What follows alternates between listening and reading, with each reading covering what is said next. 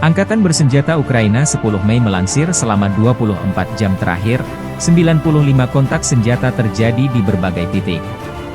Rusia menyerang Ukraina menggunakan 10 UAV tipe Shahed. Semua UAV serang dihancurkan oleh kekuatan dan sarana pertahanan udara Ukraina, demikian pernyataan Angkatan Udara Ukraina.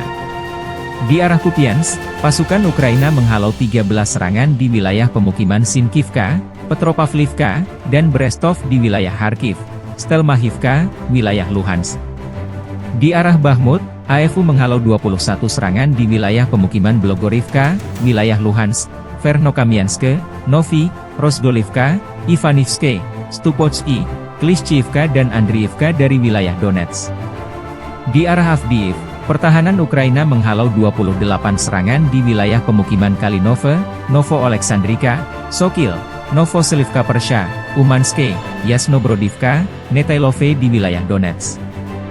Angkatan Udara dan Satuan Pasukan Rudal Ukraina menyerang 1 stasiun radar, 2 depot amunisi, 1 sistem pertahanan anti-pesawat, dan 17 area konsentrasi personel musuh.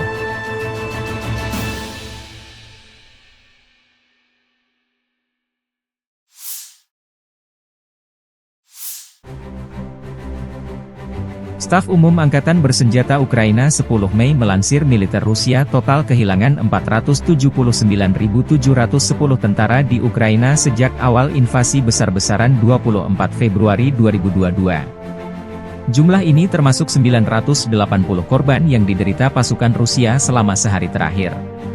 Pasukan Vladimir Putin juga total kehilangan 7.434 tank, 14.313 kendaraan tempur lapis baja, 16.691 kendaraan dan tangki bahan bakar, 12.387 sistem artileri, 1.062 sistem peluncuran roket ganda, 793 sistem pertahanan udara, 349 pesawat terbang, 325 helikopter, 9.826 drone, 26 kapal dan perahu, dan 1 kapal selam. Download Tribun X sekarang, menghadirkan lokal menjadi Indonesia.